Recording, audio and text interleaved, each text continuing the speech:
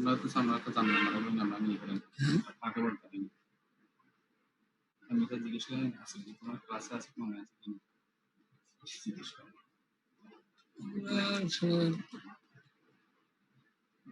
জানি না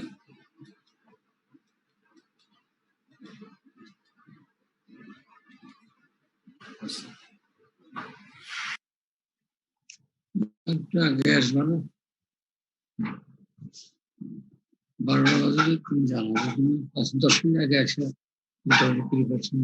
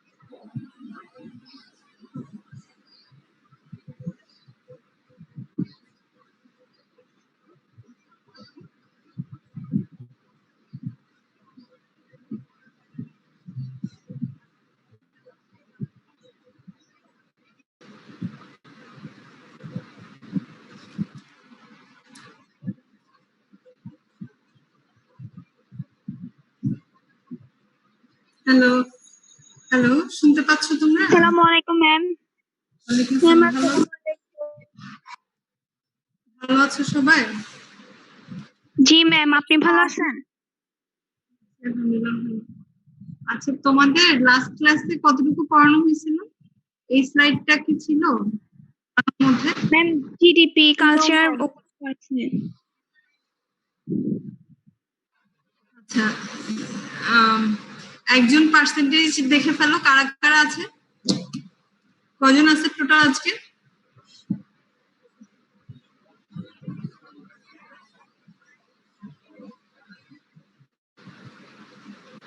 ম্যাম এখনো 31, আরো আসবে ম্যাম।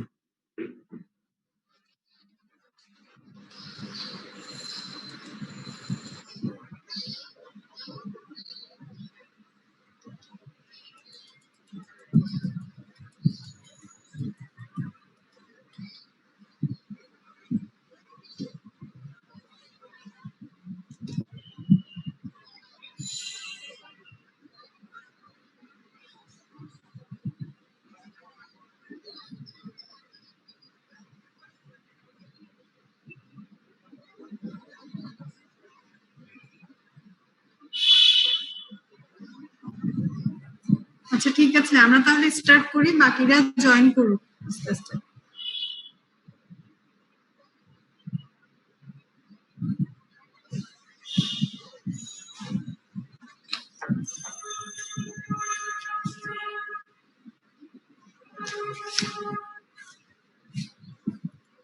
একটা কলম কলম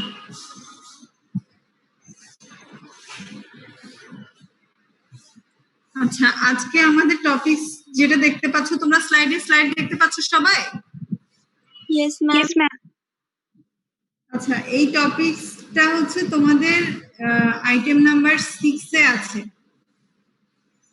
এখানে illness, family in health and illness, এরপর হচ্ছে illness behaviour and it's management. ঠিক আছে, ইলনেস বিহেভিয়ার কি সেটা আমরা একদিন পড়ছিলাম, মনে আছে তোমাদের? বলছিলাম তোমাদেরকে লাস্ট ক্লাসের আগের ক্লাস যেটা ছিল। তোমরা কি প্রতিদিন লেকচার গুলো একবার পড়ে দেখো নাকি অতটুকুতেই থাকে?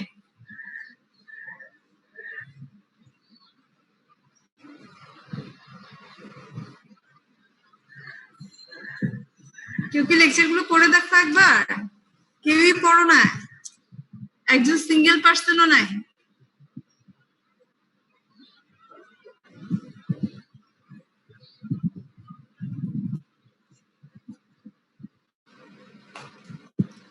ঠিক আছে, তাহলে তোমরা যদি না পড়ো, এই পড়াগুলো তোমাদের পরে কিভাবে ক্লোজ হবে? তোমাদের এখন যেহেতু আইটেমও হচ্ছে না, তোমাদের কোনো ফিডব্যাক নাই, কেউ আদৌ পড়াগুলো কতটুকু বুঝলো বা কোনো প্রবলেম আছে কিনা কোনো কিছুই কিন্তু জানার সুযোগ নেই। এর মধ্যে তোমরা যদি একবারও পড়ে নাই রাখো তাহলে সেটা তোমাদের জন্য বার্ডেন হয়ে যাবে, আমি কিন্তু বারবার বলছি। আর আমি তোমাদেরকে যথেষ্ট অ্যাডাল্ট মনে করি, তোমাদেরকে এখন প্রেশার দিয়ে ফোর্স করে পড়ালেখা করানো এই বয়স পার হয়ে আসছে তোমরা। এখন তোমাদেরকে ফোর্স করে পড়ানোর বয়সটা যেহেতু পার হয়ে আসছে, এখন তোমাদেরকে নিজ তাগিদেই নিজের ভালোর জন্যই পড়তে হবে। সবাই কি এখানে নিজের ইচ্ছেই পড়তে আসছো নাকি কেউ এমন আছো যে ফ্যামিলি প্রেসারে পড়তে আসছো? আছো কেউ? আছো কেউ? আছো থাকলে রেসপন্স করো।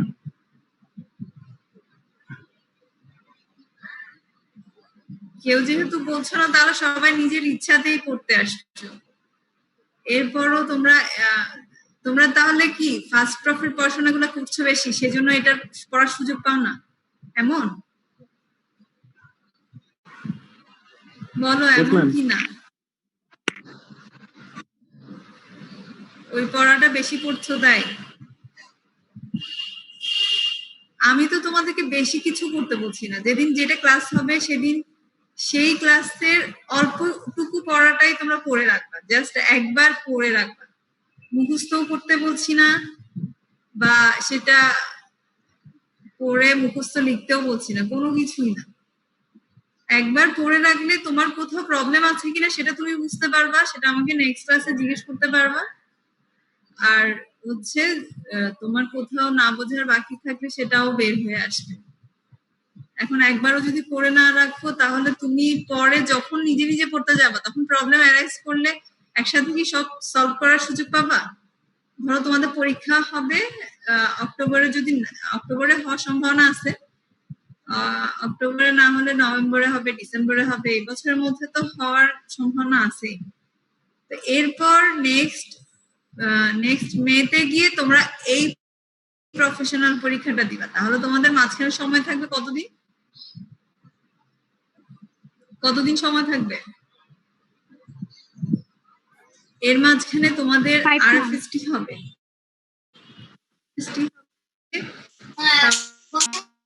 তারপর ফরেনসিকের অটোপসি হবে, তাহলে 4 মাসের মধ্যে 1 মাস সেটা করতে চলে যাবে। এরপরে তোমাদের টার্ম ফাইনাল হবে, মানে তোমাদের ক্লাস হওয়ার সুযোগ আসলে তেমন নাই। হয়তো বেশি হলে 1 মাস তোমাদের রিভিউ ক্লাস নেওয়া যেতে পারে, অথবা তোমাদের যে যে প্রবলেম গুলো সেগুলো নেওয়ার সুযোগ থাকতে পারে। এর মধ্যে তোমাদের আবার একটা জার্নালের মতো বই রেডি করতে হয়, অনেক কাজ। এখন তোমরা যদি অ্যাটলিস্ট একবার পড়ে রাখো, পরে তোমাদের কাছে পড়াগুলো একেবারে আননোন মনে হবে না।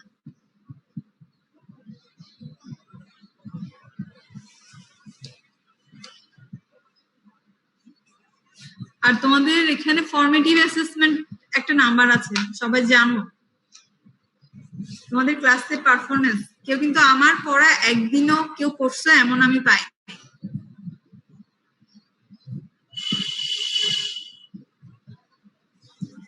আচ্ছা ঠিক আছে, আজকে আমরা এই টপিকসটা শুরু করি। এখন কতজন আসলো পার্টিসিপেন্ট? ম্যাম 37। আর তো খুব বেশি আসার সম্ভাবনা দেখতে পাচ্ছি না, এখন অলরেডি 15 মিনিট হয়ে গেছে। আচ্ছা ঠিক আছে, family in health and disease মানে হচ্ছে ফ্যামিলি আমাদের যেহেতু একটা সিঙ্গেল ইউনিট, এবং এটা রোল আমাদের কান্ট্রি পার্সপেক্টিভে এত বেশি, আমাদের সোশ্যাল পার্সপেক্টিভে এত বেশি ভূমিকা ফ্যামিলির, যে এটা আমাদের হেলথ ডিজিজ, হেলথ স্ট্যাটাস অথবা ডিজিজ কন্ট্রোল এগুলো পর্যন্ত ভূমিকা রাখতে পারে। তো এটা এই ভূমিকাটা কিভাবে রাখতে পারে সেটা আমরা একটু দেখার চেষ্টা করি। ফ্যামিলি পারফর্ম মেনি ফাংশন, কিছু ফাংশন তোমরা ওই দিন একটা স্লাইডে তোমাদেরকে দেখাইছিলাম, এছাড়া অনেক ফাংশন, ঠিক আছে? শুধু ওই ফাংশন গুলোর মধ্যে লিমিটেড তা না, অনেক ফাংশন সেগুলো তোমরা লিখতে পারবা। তো এত ফাংশনের মধ্যে যদি কোনো একটা ফাংশন হ্যাম্পার হয় তাহলেই ডিজিজ হতে পারে। যেমন ধরো এখানে দেওয়া আছে চাইল্ড রেয়ারিং ফ্যামিলির একটা ফাংশন। এখন যদি এটা কোনোভাবে হ্যাম্পার হয় তাহলে কি হবে, তার সাইকোলজিক্যাল থেকে শুরু করে তার ফিজিক্যাল যে কোনো ডিজিজ হতে পারে, ঠিক আছে? এখানে দেওয়া আছে, দেখো, there are certain function which are relevant to health and health behaviour and disease. তাহলে হেলথ স্ট্যাটাসটা চেঞ্জ হবে। সিঙ্গেল প্যারেন্ট যারা, ওদের সাইকোলজিক্যাল ডিপ্রাইভেশন অনেক বেশি থাকে, মেন্টাল হেলথ তাদের সাউন্ড নাও থাকতে পারে। সবার ক্ষেত্রে সেম হবে তা না, তবে কম বেশি ইফেক্ট পড়ে। আর হেলথ বিহেভিয়ারও চেঞ্জ হবে। হেলথ বিহেভিয়ার কি সেটা তোমাদেরকে এর আগে একদিন বলছিলাম, তাহলে হেলথ বিহেভিয়ারও চেঞ্জ হবে। আর হচ্ছে হেলথ স্ট্যাটাস, কারো নিউট্রিশনাল স্ট্যাটাস যদি পুয়ার হয় তার ইমিউনিটি স্ট্রং হবে না, তার ইমিউনোলজিক্যাল ডিজিজ গুলো অনেক বেশি হবে। যেমন ধরো ফুডওয়ার্ম ইনফেস্টেশন হতে পারে, তারপরে হচ্ছে তোমার যে কোনো ধরনের ডিপ্রাইভ ডিজিজ গুলো বেশি হতে পারে। তারপর সেকেন্ড ফাংশন থাকে সোশ্যালাইজেশন। একটা মানুষ যখন তার ফ্যামিলি থেকে প্রপার সাপোর্ট পাবে না, তখন সে সোশ্যালাইজেশনটা ভালোভাবে শিখবে না। তারপর personality formation, care of dependent adult. Care of dependent adult, এটা দেখো, এটা একটা অনেক বড় ইম্পর্টেন্ট ফাংশন। এখন যেহেতু বৃদ্ধাশ্রমের প্রচলনটা অনেক বেশি বাড়ছে ওয়েস্টার্ন কান্ট্রিগুলো থেকে দেখা দেখি, তাহলে আমাদের সোশ্যাল পার্সপেক্টিভে কেয়ার অফ ডিপেন্ডেন্ট অ্যাডাল্ট এটা অনেক বেশি একটা ইম্পর্টেন্ট ফাংশন ছিল এবং সবাই এটা মেনটেন করে আসতো। কিন্তু ইদানিং মানুষের ব্যস্ততা বাড়ছে, মানুষের মধ্যে সোশ্যাল বন্ডিং, ফ্যামিলিয়ার বন্ডিং কিন্তু কমে যাচ্ছে, এই কেয়ারটাও কমে যাচ্ছে, যার কারণে ডিপেন্ডেন্ট অ্যাডাল্ট যারা, এইজ পার্সন যারা, তাদের ডিজিজ গুলো অনেক বেশি হচ্ছে, যেহেতু ফ্যামিলি থেকে তারা পর্যাপ্ত কেয়ার পাচ্ছে না। তারপরে স্টেবিলাইজেশন অফ অ্যাডাল্ট পার্সোনালিটি, ওইটাও ঠিক সেম 4 নাম্বারের মতোই। ফ্যামিলিয়ার সাসেপ্টেবিলিটি টু ডিজিজ, যেমন কিছু ফ্যামিলিয়াল ক্যান্সার থাকে তোমরা জানো, যেমন ধরো breast cancer, colon cancer, ovarian cancer, এই ধরনের আরো কিছু। এবং কিছু ডিজিজ আছে যেগুলো ফ্যামিলিয়ার, আর কিছু ডিজিজ আছে হেরিডিটারি। এই হেরিডিটারি ডিজিজ গুলো ফ্যামিলি থেকে, যেমন ধরো কোলন ক্যান্সার যদি কারো থাকে, তাহলে তার সিবলিং যারা, তাদের হওয়ার সম্ভাবনা অনেক বেশি বেড়ে যায় এবং তাদের রেগুলার স্ক্রিনিং পর্যন্ত দরকার হতে পারে। তাহলে এই ফ্যামিলিয়ার সাসেপ্টেবিলিটি টু ডিজিজ মানে হচ্ছে এটা ফ্যামিলিয়ার কিছু যদি থাকে ডিজিজ, ফ্যামিলিয়ার কোনো ডিজিজ থাকলে, তাহলে সেটাও হেলথ অ্যান্ড ডিজিজে ভূমিকা রাখবে। ব্রোকেন ফ্যামিলি, সেটাও তোমরা বুঝতে পারছো। প্রবলেম ফ্যামিলি, যে ফ্যামিলি গুলোতে অনেক বেশি প্রবলেম থাকতে পারে, হতে পারে সেটা ফিনান্সিয়াল অথবা যে কোনো ধরনের প্রবলেম থাকলে সেখানেও মানুষের হেলথ স্ট্যাটাস এবং ডিজিজ হওয়ার পার্সেন্টেজটা বেড়ে যাবে। ইলনেস বিহেভিয়ার তোমাদেরকে যদিও একদিন বলছিলাম, তারপরে আরেকবার দেখে নাও। Refers to how people react to symptom, মানে মানুষ যখন অসুস্থ থাকবে তখন তার যে বিহেভিয়ার প্রকাশ পাবে সেটা হচ্ছে ইলনেস বিহেভিয়ার। ইলনেস বিহেভিয়ার সবার ক্ষেত্রে একরকম হবে না, ফ্যামিলির শিক্ষা দীক্ষা অথবা কোনো মানুষের পার্সোনালিটির উপর ডিপেন্ড করেও ইলনেস বিহেভিয়ার চেঞ্জ হবে। যেমন ধর কেউ, আবার কেউ মিক্সড থাকে, এক্সট্রোভার্ট ইন্ট্রোভার্ট মিক্সড থাকে, তাহলে এটার উপর বেস করে মানুষের ইলনেস বিহেভিয়ার চেঞ্জ হবে। তারপর ট্রিটমেন্ট বিহেভিয়ার হচ্ছে ট্রিটমেন্ট নেয়ার ক্ষেত্রে অথবা ট্রিটমেন্ট অর্ডার ফলো করার ক্ষেত্রে মানুষের যে বিহেভিয়ার প্রকাশ পায় সেটা হচ্ছে ট্রিটমেন্ট বিহেভিয়ার। তোমাদের এখানে দেওয়া আছে illness behaviour and it's management, মানে ইলনেস বিহেভিয়ার, কেউ যেমন ধরো একটু অসুস্থতা হলেই অনেক বেশি কাবু হয়ে যায় এবং অনেক বেশি সেটা সবার সাথে শেয়ার করতে থাকে। আবার কেউ আছে অনেক বিশাল অসুস্থতা নিয়ে বসে আছে কিন্তু অত বেশি শেয়ার করে না। তাহলে এই যদি তার ইলনেস বিহেভিয়ারটা ওকে থাকে তাহলে তোমার কোনো ম্যানেজমেন্ট করতে হবে না, কিন্তু যদি কোনো সেটা প্রবলেম ক্রিয়েট করছে, যেমন ধরো খুব চাপা স্বভাবে, সে তার সিমটম গুলো ভাবে বলে না, তাকে তোমার কাউন্সেলিং করতে হতে পারে। আবার কেউ বেশি এক্সপ্রেসিভ অথবা অল্পতেই যে কাতর হয়ে যাচ্ছে, তাকে তুমি তার কাউন্সেলিংটা তুমি ওভাবে মানে পার্সন ওয়াইজ বুঝে বুঝে কাউন্সেলিং করতে হবে। আর কিছু ক্ষেত্রে ইলনেস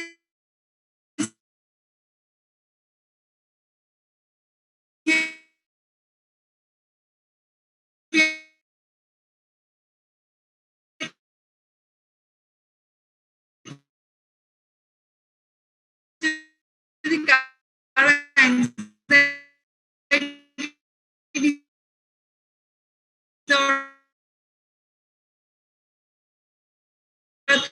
ডিপ্রেশন থাকে, সেক্ষেত্রে তুমি তাকে medication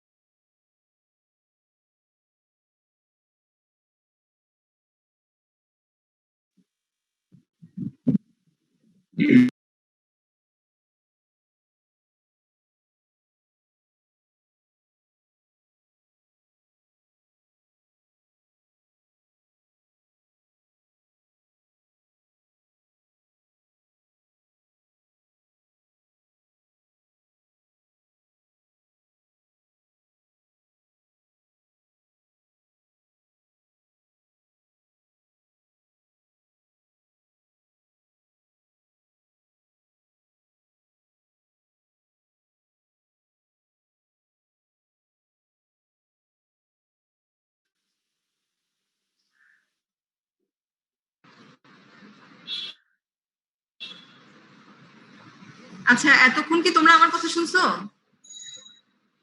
no ma'am, ma'am connection lost হয়ে গেছিল আপনার সাথে।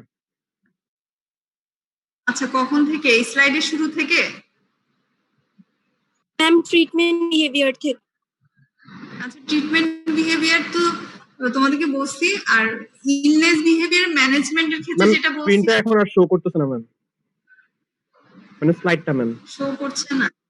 জি ম্যাম।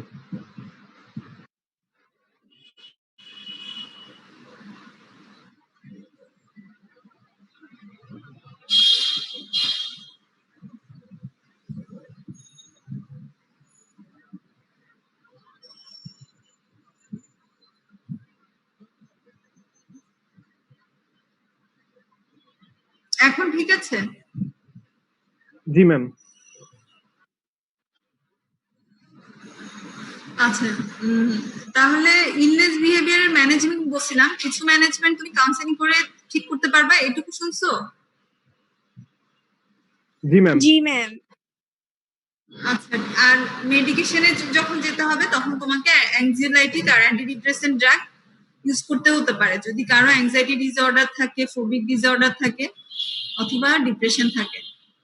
আর এরপর 5 নাম্বার আইটেমটা তোমাদেরকে এখন স্লাইডে দেখাচ্ছি, ইন্টারপার্সোনাল রিলেশনশিপ। এটা বলছিলাম সব প্রফেশনের জন্য ইন্টারপার্সোনাল রিলেশনশিপ অনেক বেশি জরুরি, নট অনলি তোমার তোমার নিজের প্রফেশনটা। যেহেতু আমাদের প্রফেশনে ইন্টারপার্সোনাল রিলেশনশিপের অবস্থা খারাপ, এটা হ্যালো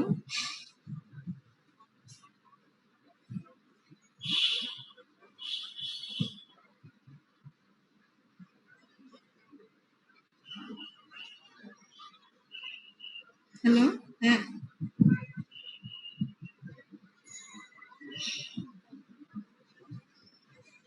হ্যাঁ,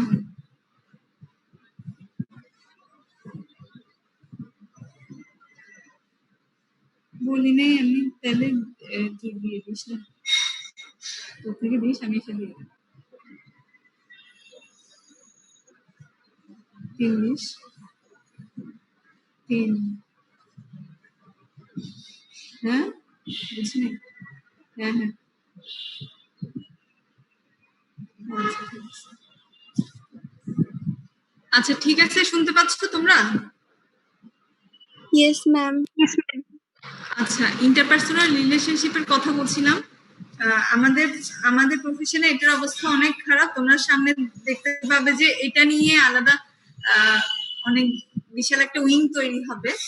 কাউন্সেলিং ব্যাপারটা তোমার ট্রিটমেন্টের সাথে অনেক বেশি রিলেটেড। তুমি শুধু মানুষকে ট্রিটমেন্ট দিয়ে গেলা, অথবা একটা ছোট প্রেসক্রিপশন যেটাই হোক একটা কাগজে লিখে দিলা, কিন্তু তুমি তাকে কাউন্সেলিং করলা না, তাহলে তোমার ওই ট্রিটমেন্ট কখনোই ইফেক্টিভ হবে না। এখানে দেখো, ইলনেস বিহেভিয়ার এন্ড ম্যানেজমেন্ট অথবা ট্রিটমেন্ট বিহেভিয়ার, এগুলো আসছে এই কারণে তোমার কাউন্সেলিংটা অনেক বেশি জরুরি, রোগীদের সাথে কনভারসেশনটাও অনেক বেশি জরুরি। সেটা রোগীদের সাথেই শুধু তা না, যেমন এখানে দেওয়া আছে ডক্টর পেশেন্ট রিলেশনশিপ, এটা বেশি ইম্পর্টেন্ট, সেজন্য এটা দেওয়া।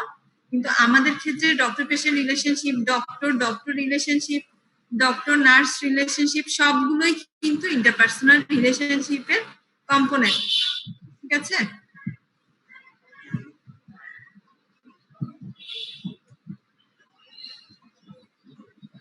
তাহলে ডক্টর পেশেন্ট রিলেশনশিপটা তোমাদের টপিকসে দেওয়া, আমরা এটা নিয়ে কথা বলি। ডক্টর পেশেন্ট রিলেশনশিপ তো বুঝতে পারছো, একজন ডক্টর এবং তার পেশেন্টদের সাথে যে রিলেশনশিপ সেটা। এটা হচ্ছে কমপ্লেক্স সোশ্যাল রিলেশনশিপ বলা হচ্ছে। এখানে সেকেন্ড পয়েন্টে দেওয়া আছে, দেখো, a successful doctor is one who knows how well to communicate with his patient. ঠিক আছে, যে ডাক্তার যত বেশি ওয়েল কমিউনিকেশন করতে পারবে তার পেশেন্টদের সাথে, সে তত বেশি ভালো ডাক্তার। এটাই সাধারণ মানুষের কাছে গ্রহণযোগ্যতা তার সেভাবে থাকবে। কেউ ধরো অনেক বেশি ভালো জানে, তার একাডেমিক নলেজ, একাডেমিক স্কিল, তার প্রফেশনাল স্কিল অনেক ভালো, কিন্তু তার কমিউনিকেশন ভালো না, এমন তোমরা অনেক এক্সাম্পল পাবা যে তার সে অনেক ভালো ডক্টর হওয়া সত্ত্বেও শুধু কমিউনিকেশন গ্যাপ অথবা কমিউনিকেশন স্কিল ভালো না হওয়ার কারণে পেশেন্টদের কাছে সে সেভাবে গ্রহণযোগ্যতা পায়নি। তাহলে এই কমিউনিকেশন নিয়ে অনেক বিশাল পড়াশোনা আছে, একটা আলাদা চ্যাপ্টারও আছে যেটা তোমাদের এমবিবিএস এ নাই, কিন্তু পরবর্তীতে পোস্ট গ্রাজুয়েশনে যদি কেউ কমিউনিটি মেডিসিনে করো তাহলে তোমরা সেগুলো জানতে পারবা। এখানে আমরা সংক্ষেপে নিয়ে আসছি আমাদের কমিউনিকেশন, পেশেন্টের সাথে আমাদের কমিউনিকেশনটা 3টা প্লেনে হবে, অথবা 3টা টার্গেট ফিক্সড করে তুমি কমিউনিকেট করবা। এই টার্গেট গুলো কি হবে? ইমোশনাল প্লেন, এই প্লেন 3টা, ইমোশনাল, কালচারাল আর ইন্টেলেকচুয়াল।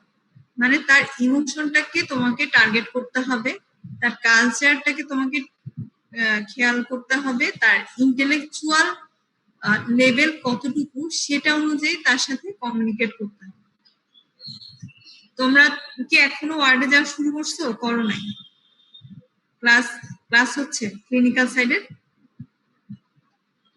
ক্লাস হচ্ছে ম্যাম। আচ্ছা, ক্লাস হলে তোমাদের কি সেটা বলছে কিনা জানি না। তোমরা যখন হিস্ট্রি প্রেজেন্ট করবা অথবা চিফ কমপ্লেইন্ট লেখার ব্যাপারটা কি বলছে তোমাদেরকে?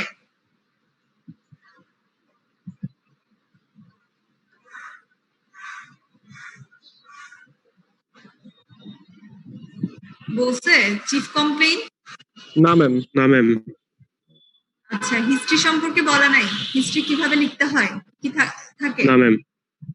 আচ্ছা, তোমরা যখন একটা পেশেন্টের হিস্ট্রি লিখতে যাবা, হিস্ট্রি অনেক বড় একটা ইম্পর্টেন্ট বিষয় তোমাদের ক্লিনিক্যাল সাইডের জন্য, কারণ একটা পেশেন্টের A to Z হিস্ট্রি যদি তুমি ভালো করে না নাও তাহলে তুমি তার ট্রিটমেন্ট করার ক্ষেত্রে অনেক কিছু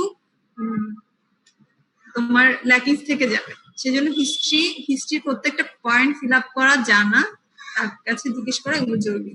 আচ্ছা, প্রথমেই তোমার হিস্ট্রি শুরু হবে একটা পেশেন্টের চিফ কমপ্লেইন দিয়ে, ঠিক আছে? তার প্রধান কমপ্লেইন কি কি সেগুলো তোমাকে জানতে হবে। সেখানে একটা ম্যান্ডেটরি কথা তোমাদেরকে স্যাররা বলবে, সেটা হচ্ছে তুমি তোমার ল্যাঙ্গুয়েজ ইউজ করবা না। চিফ কমপ্লেইনটা হবে রোগীর ভাষায়, রোগী তোমাকে যেই ভাষায় বলবে সেই ভাষায়, তার মানে বাংলা লিখে ফেলবা না। যেমন ধরো কেউ তোমাকে বললো যে তার বমি হয়, ঠিক আছে, তুমি সেটা লিখতে হবে বমিটিং। তুমি কিন্তু সেটা তোমার নজিয়া বা অন্য ধরনের কোনো টার্ম দিয়ে, যেই টার্মটা জেনারেল সবাই বুঝতে পারবে সেই টার্মে লিখতে হবে। তুমি তো যেমন ধরো কারো হাড় ভেঙে গেছে, তুমি সেটা রোগীর ভাষায় লিখতে হবে, তুমি সেটা তোমার ভাষায়, অর্থোপেডিক্সের ভাষায় লিখলে হবে না, ঠিক আছে? জেনারেল ইংলিশ ওয়ার্ডগুলো ইউজ করে সেভাবে তোমাকে লিখতে হবে। আবার রোগীকে যখন তুমি কমিউনিকেট করবে রোগীর সাথে, তখন তুমি তোমার মেডিকেলীয় ভাষায় বুঝাতে পারবা না। তোমাদের যখন কমিউনিটি মেডিসিনের প্রফেশনাল পরীক্ষা হবে তখন দেখবা ওখানে একটা অস্পি স্টেশন না, এটা একটা প্রসিডিউর স্টেশন থাকে কাউন্সেলিং এর জন্য। একজন পেশেন্ট দেওয়া থাকবে, অথবা স্যাররাই কেউ বসে থাকবে, অথবা তোমার কোনো ক্লাসমেটকে বসানো থাকবে, তাকে তুমি যে কোনো একটা টপিকস নিয়ে কাউন্সেলিং করবা। কাউন্সেলিং করার ক্ষেত্রে তুমি তাকে তোমার মেডিকেলীয় টার্ম ইউজ করতে পারবা না, তুমি তাকে তার বোঝার উপযোগী করে সেরকম ভাষায় তোমাকে কথা বলতে হবে, তাকে বোঝাতে হবে। আর কালচারাল প্লেনের ক্ষেত্রে হচ্ছে যেমন ধরো তোমার যেহেতু অনেক ধর্মের অনুসারী আছে, তাদের কিছু কালচার আছে, আবার দেশ ভেদে কিছু কালচার আছে। তুমি তোমার ট্রিটমেন্টের জন্য বা তার সুস্থতার জন্য তুমি একটা কালচার তাকে ব্রেক করতে বললা, ঠিক আছে? এই বিষয়টা তুমি তাকে একেবারে ইনস্ট্যান্ট সহজেই করিয়ে ফেলতে পারবো ব্যাপারটা তেমন না। তাকে ছোট থেকে অথবা তার বোঝার উপযোগী করে, তার মানার উপযোগী করে তোমাকে সেটা বের করে তাকে সেভাবে কাউন্সেলিং করতে হবে। আর ইমোশনাল প্লেন হচ্ছে, যেমন ধরো একটা পেশেন্ট এসে তোমার কাছে কান্নাকাটি করছে আর তুমি তাকে ধমক দিলা, তাহলে এটা কি ঠিক হলো? ইমোশনাল প্লেন থেকে এটা ঠিক না। তাহলে সে যখন তোমার কাছে আবেগঘন পরিবেশে থাকবে, তোমাকেও তার সাথে এমন ভাবে কথা বলতে হবে যে তুমি তার কষ্টটা তার মতো করে বুঝতে পারছো। ঠিক আছে, এটা হচ্ছে ইমোশনাল প্লেন। এখন ডক্টর পেশেন্ট রিলেশনশিপ কয় ধরনের হতে পারে সেটা দেখবো আমরা। 3 ধরনের টোটাল। ঠিক আছে, একটা হচ্ছে ফার্স্ট অ্যাক্টিভ প্যাসিভ, তারপর সেকেন্ড হচ্ছে গাইডেন্স কোঅপারেশন, আর থার্ড হচ্ছে মিউচুয়াল পার্টিসিপেশন। অ্যাক্টিভ প্যাসিভ এক্সাম্পলটা সবচেয়ে সহজ এক্সাম্পল এখানে দেওয়াই আছে, দেখো সার্জারি, ট্রমা, কোমা। ঠিক আছে, সার্জারির ক্ষেত্রে যখন একটা পেশেন্টকে ওটি টেবিলে শোয়ানো হবে, তাকে অ্যানেস্থেসিস করা হবে, তখন সে পুরোই প্যাসিভ থাকে, পুরো ইনঅ্যাক্টিভ থাকে। সে তোমার কোনো কমান্ড ফলো করতে পারবে না। তুমি তাকে হাত উঠাতে বললে সে হাত উঠাতে পারবে না, পা উঠাতে বললে পা উঠাতে পারবে না। মানে সে তোমার কোনো অর্ডার ফলো করতে পারবে না, কারণ সে পুরো প্যাসিভ অবস্থায় আছে আন্ডার অ্যানেস্থেসিয়া। তো সেই জন্য এটাকে বলা হচ্ছে অ্যাক্টিভ প্যাসিভ। এখানে ডক্টরকেই সব করতে হবে, বা ট্রিটমেন্ট প্রোভাইডার যারা থাকবে তাদেরকেই সব করতে হবে। পাটাও তুলে ধরতে হলে তাও তুলে ধরতে ডক্টরকেই করতে হবে, কোথাও চাপ দিতে হলে তাও ডক্টরকে করতে হবে, সবকিছু। এখানে অ্যাক্টিভ হচ্ছে পুরোপুরি ডক্টর, আর পেশেন্ট হচ্ছে পুরোপুরি প্যাসিভ অবস্থায় থাকবে। আর সেকেন্ড গাইডেন্স কোঅপারেশন, সেটাও তোমরা বুঝতে পারছো, ডাক্তার গাইড করবে যে আপনি এভাবে এভাবে করবেন। ঠিক আছে, তো আর পেশেন্ট সেটা কোঅপারেট করবে, ডাক্তারকে কোঅপারেট করবে, সাথে তার নিজের স্বাস্থ্যের জন্য কোঅপারেশনটা জরুরি। তাহলে এখানে কিছু, যেমন ধরো এখানে একটা এক্সাম্পল দেওয়া আছে অ্যাকিউট ইলনেসের ক্ষেত্রে, হঠাৎ করে কোনো অসুস্থতা হলো, যেমন ধরো অ্যাজমার ক্ষেত্রে, তাহলে তাকে তুমি ইনহেলার দিলা, ইনহেলার কিভাবে সে নিবে সেটা তাকে শিখিয়ে দিলা। সে ওভাবে যদি না নেয় তাহলে কিন্তু তার ট্রিটমেন্ট ফেলিওর হবে, তার সুস্থতা তোমার যেটা টার্গেট ছিল সেটা হবে না। ঠিক তেমনি ধরো আরো অনেক কিছু ক্ষেত্রে এরকম, যেমন ধরো অ্যান্টিবায়োটিকের ক্ষেত্রে অ্যান্টিবায়োটিক রেজিস্ট্যান্স হয় অনেক বেশি, সেটা পেশেন্টের কোঅপারেশন না থাকার কারণে। তাহলে সেক্ষেত্রে কিভাবে অ্যান্টিবায়োটিক সে সঠিকভাবে ইউজ করবে, কতদিন খাবে, এটা অবশ্যই তাকে কোর্স ফিল আপ করে খেতে হবে, এগুলো তাকে বলে দিতে হবে, গাইড করতে হবে, আর রোগী সেই সাথে কোঅপারেট করবে। এটা হচ্ছে গাইডেন্স কোঅপারেশন। আর থার্ড হচ্ছে মিউচুয়াল পার্টিসিপেশন। মিউচুয়াল পার্টিসিপেশনের ক্ষেত্রে এখানে দুইজনকেই পার্টিসিপেট করতে হবে। ব্যাপারটা কেমন, doctor help patient and patient uses expert help. ঠিক আছে, যেমন ধরো সাইকোথেরাপি। ঠিক আছে, সাইকোথেরাপি ক্ষেত্রে তোমরা জানো সাইকোলজিক্যাল কোনো ইলনেসের ক্ষেত্রে সাইকোথেরাপি লাগে। ঠিক আছে, তাহলে সেক্ষেত্রে ডক্টর পেশেন্টকে হেল্প করছে, আর পেশেন্টও ডক্টরকে তার সাথে মানে পেশেন্টের সাথে সেখানে পার্টিসিপেট করবে। ঠিক আছে, সেকেন্ড আর থার্ড এর ক্ষেত্রে ডিফারেন্স হচ্ছে, সেকেন্ডটা সে শুধু গাইড করবে, এভাবে এভাবে করবে, সে কিন্তু অ্যাক্টিভলি পার্টিসিপেট করবে না ডক্টর। ঠিক আছে, আর থার্ড এখানে ডক্টর অ্যাক্টিভলি হাতে কলমে পার্টিসিপেট করবে পেশেন্টের সাথে ট্রিটমেন্টের ক্ষেত্রে। বুঝে গেছে ব্যাপারটা? Yes, ma'am. Yes, ma'am. Ma'am time limit শেষ হয়ে যাবে ম্যাম, অ্যাবসেন্ট গুলো নিয়ে নেন। হ্যাঁ, তোমাদের কারা কারা কয়জন এখন টোটাল? ম্যাম এখন 40 পার্টিসিপেন্ট। কয়জন? 37 পার্টিসিপেন্ট ম্যাম 40। আচ্ছা ঠিক আছে, আমাকে বলে ফেলো তো তাহলে। রোল 11,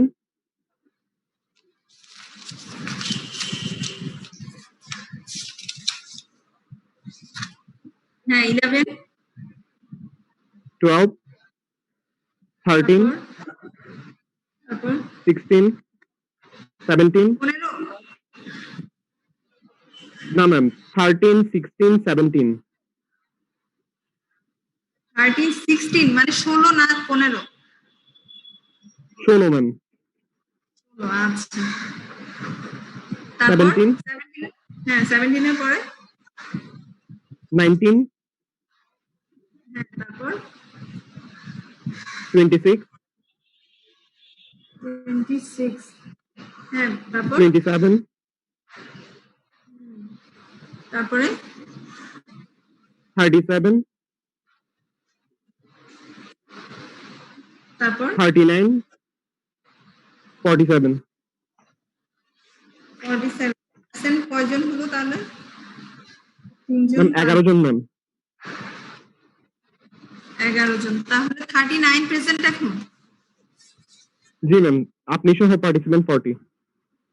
আচ্ছা, তাহলে আমরা এই স্লাইডটা শেষ করে ফেলি, আমাদের 1 মিনিট আছে। আর ডক্টর পেশেন্ট রিলেশনশিপটা কিভাবে ইমপ্রুভ করা যায়, ঠিক আছে? এটা হচ্ছে একটা পজিটিভ ইন্টারপার্সোনাল ক্লাইমেট তৈরি করতে হবে।